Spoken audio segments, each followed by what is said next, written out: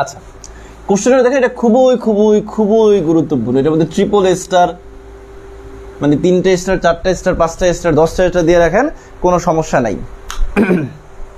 ওকে, এখন একটু ঠান্ডা মাথায় খেয়াল করে দেখেন। এখানে আরেকটা কথা বলি, এই কোশ্চেনটা আরো কয়েকভাবে বলতে পারে। দেখেন, কোশ্চেন এভাবে বলতে পারে, উদ্দীপকের সর্ববহিস্থ শক্তি স্তরে এল ও এম এর মান নির্ণয় পূর্বক ইলেকট্রন ধারণ ক্ষমতা নির্ণয় করো। উদ্দীপকের সর্ববহিস্থ শক্তি স্তরে কোয়ান্টাম সংখ্যার মান নির্ণয় করার সাহায্যে ওই কক্ষপথে ইলেকট্রন ধারণ ক্ষমতা নির্ণয় করো। আপনি মাথায় রাখবেন, কোশ্চেনে যখনই আপনাকে অরবিটাল সংখ্যা বা ইলেকট্রন সংখ্যা নির্ণয় করতে বলবে, সিকিউতে যখনই আপনাকে অরবিটাল সংখ্যা বা ইলেকট্রন সংখ্যা নির্ণয় করতে হবে, আপনাকে অবশ্যই কোয়ান্টাম সংখ্যা ব্যবহার করে আপনার এই আনসারটা করতে হবে। এখানে শর্টকাট সূত্র আছে, আমরা জানি 2n², n², আমরা একটু পরে দেখাবো এমসিকিউর জন্য। বাট সিকিউতে যখনই আপনাকে ইলেকট্রন ধারণ ক্ষমতা, কোনো কক্ষপথে কতগুলো ইলেকট্রন আছে সেটা নির্ণয় করতে বলবে, কোয়ান্টাম সংখ্যার কথা মেনশন করুক আর না করুক, এই আনসারটা আপনাকে কোয়ান্টাম সংখ্যার সাহায্যে করতে হবে। আর এই আনসারে মূলত একটা ছক আছে, ওই ছকটা আপনি কিভাবে করবেন সেটা বুঝলেই কিন্তু এই আনসারটা শেষ। তো আমরা শুরু করব কিভাবে? শুরুতে আমরা উদ্দীপকের সাথে কানেক্ট করব আনসারটাকে। কেন লিখবো যে উদ্দীপকের সর্ববহিস্থ শক্তিস্তরটি হলো চতুর্থ শক্তিস্তর। উদ্দীপকের সর্ববহিস্থ শক্তিস্তরটি হলো চতুর্থ শক্তিস্তর। নিম্নে ছকের সাহায্যে চতুর্থ শক্তিস্তরের অরবিটাল সংখ্যা ও ইলেকট্রন সংখ্যা গণনা করা হলো। শেষ। এটা আমাদের স্টার্টিং থাকবে। কি থাকবে? উদ্দীপকের সর্ববহিস্থ শক্তিস্তরটি হলো চতুর্থ শক্তিস্তর। নিম্নে কোয়ান্টাম সংখ্যার সাহায্যে চতুর্থ শক্তি স্তরের অরবিটাল সংখ্যা ও ইলেকট্রন সংখ্যা গণনা করা হলো বা নির্ণয় করা হলো। এখন আসেন আমরা মেইন ছকটা একটু দেখি। দেখেন, এই যে আমাদের প্রধান কোয়ান্টাম সংখ্যা n, সহকারী কোয়ান্টাম সংখ্যা l, চুম্বকীয় কোয়ান্টাম সংখ্যা m, এবং আপনি একবার যখন চৌম্বকীয় কোয়ান্টাম সংখ্যার মান পাবেন, ওই চৌম্বকীয় কোয়ান্টাম সংখ্যার প্রত্যেকটা মান কি নির্দেশ করে? এক একটা অরবিটাল নির্দেশ করে। তাহলে m এর মান যখন আপনি পেয়ে যাবেন, সেখান থেকে আপনি অরবিটাল সংখ্যা কাউন্ট করতে পারবেন। অরবিটাল সংখ্যা কাউন্ট করতে পারবেন। আবার একটা অরবিটালে দুইটা ইলেকট্রন থাকে, তাহলে আপনি অরবিটাল সংখ্যা কাউন্ট করতে পারলে ওই অরবিটাল সংখ্যা থেকে আপনি কি কাউন্ট করতে পারবেন বলেন তো? আপনি ইলেকট্রন সংখ্যা কাউন্ট করতে পারবেন। তাহলে একবার যখন আপনি অরবিটাল সংখ্যা কাউন্ট করতে পারবেন, সেখান থেকে আপনি ইলেকট্রন সংখ্যা কাউন্ট করতে পারবেন। ওকে, এখন আসেন উদ্দীপকে আপনাকে মূলত শুধুমাত্র এই প্রধান কোয়ান্টাম সংখ্যা বলে দিবে, অর্থাৎ মানে কক্ষপথটা কোনটা সেটা মেনশন করে দিবে, এবং কোন কক্ষপথ বলা হয়েছে সেটা মেনশন করে দিলেই সেই কক্ষপথের কিন্তু অরবিটাল সংখ্যা এবং ইলেকট্রন সংখ্যা নির্ণয় করা যায়। যেমন এখানে চতুর্থ কক্ষপথ, তাহলে বলেন তো প্রধান কোয়ান্টাম সংখ্যা n এর মান কত হবে? 4 হবে। প্রধান কোয়ান্টাম সংখ্যা n এর মান কত হবে? 4 হবে। এখন দেখেন এই n এর মান থেকে কিন্তু আবার l এর মান নির্ণয় করা যায়। এখন l এর মান নির্ণয় করার সূত্রটা আমি এখানে লিখি। l এর মান নির্ণয় করার সূত্র কি ছিল বলেন তো? l = 0 হতে n-1। তাহলে দেখেন n এর মান কত? 4। তাহলে এখানে 4 বসান, তাহলে 0 হতে 4-1 মানে 0 হতে 3, মানে 0 হতে 3। এখন 0 হতে 3 মানে কি বলেন তো? 0, 1, 2, 3। তাহলে আমরা l এর মানগুলো পেয়ে গেছি।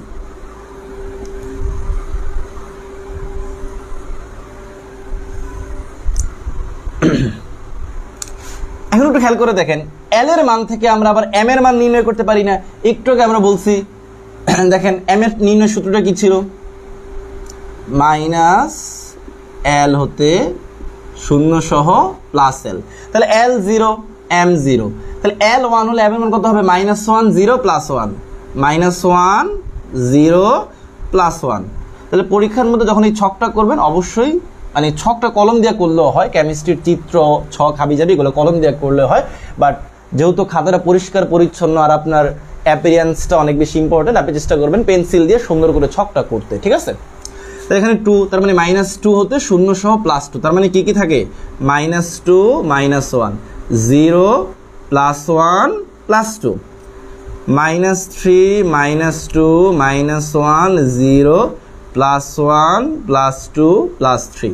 এখন m এর এখানে কয়টা মান? একটা মান, মানে অরবিটাল কয়টা? একটা। এখানে m এর কয়টা মান? তিনটা মান, অরবিটাল কয়টা? তিনটা। এখানে m এর কয়টা মান? 5টা, মানে অরবিটাল 5টা। এখানে 7টা।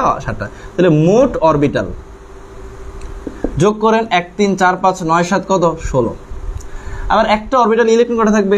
দুইটা। তিনটা অরবিটাল কটা থাকবে? 6টা। 5টা কটা থাকবে? 10টা। 7টা কটা থাকবে? 14টা। তাহলে যোগ করেন মোট। তাহলে 2 6 8 10 18 18 14 কত বলেন তো? 32, বা 16কে 2 দিয়ে গুণ করে 32 হবে। তাহলে আমাদের ফিনিশিংটা দিব যে অর্থাৎ নির্ণেয় অরবিটাল সংখ্যা কয়টি? 16টি, এবং ইলেকট্রন সংখ্যা কয়টি? 32টি। এখন কথা হচ্ছে এই যে আপনি এটা কিন্তু দেখেন পরীক্ষা এটাই আসবে, চতুর্থ কক্ষপথ দিয়ে আসবে। আপনি যদি টেস্ট আর দেখেন এই সেম কোশ্চেন আপনি মোটামুটি টেস্ট পেপার ঘাটলে 10-12টা সেম কোশ্চেন পাবেন বিভিন্ন বোর্ড পরীক্ষা এবং বিভিন্ন কলেজের টেস্ট পরীক্ষায়। ওগুলো অবশ্যই রাফ খাতায় দেখেন আপনি পারার মানে যেটা আপনি পারেন সেটাই মূলত আপনি প্র্যাকটিস করবেন, আর যেটা পারেন না সেটা তো আগে শিখতে হবে। আমাদের মধ্যে দেখা যায় যে প্র্যাকটিস করার একটা মানে অরুচি কাজ করে। আমরা দেখা যায় একটা জিনিস শেখার পরে সেটা যে আমাদের একটু বেশি বেশি করে প্র্যাকটিস করতে হবে সেই জিনিসটা কাজ করে না।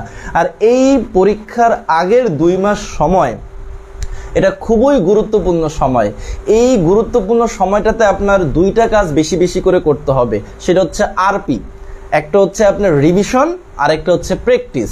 যেটা অলরেডি আপনার পড়া আছে সেটা বেশি বেশি রিভিশন দেন ওখান থেকে সিকিউ এমসিকিউ কি করেন? প্র্যাকটিস করেন। আর যদি কোনো চ্যাপ্টারে কোনো টপিকে ঘাটতি থাইকা থাকে, যেটা এমন টপিক যেটা পরীক্ষা এখান থেকে মাস্ট আসবে এই টাইপের টপিকে যদি এখনও ঝামেলা থাকে সেই টপিকের ঝামেলাটা ক্লিয়ার করেন, রিভিশন দেন, প্র্যাকটিস করেন। ওকে, এখন আসেন আমাদের সিকিউর জন্য আসলে আমরা এভাবে ছক করে সুন্দর করে 3 নম্বরের জন্য দিলে ইনশাল্লাহ 3-এ 3 পাবো। মানে সেম কোশ্চেন যদি কখনো আমাদেরকে এমসিকিউতে দেয় অথবা সিকিউতে আমি এত কষ্ট করে ছক করে আনসারটা যে করছি ঠিক আছে কিনা আমরা যাচাই করব কিভাবে। দেখেন একটা শর্ট সূত্র আছে, আমরা এখানে কোশ্চেনের জায়গায় আনসার দেখাই দেই। যদি কখনো এমসিকিউতে আপনাকে অরবিটাল সংখ্যা বা ইলেকট্রন সংখ্যা নির্ণয় করতে বলে কোনো কক্ষপথের, তাহলে আপনি এই ফর্মুলা অ্যাপ্লাই করবেন।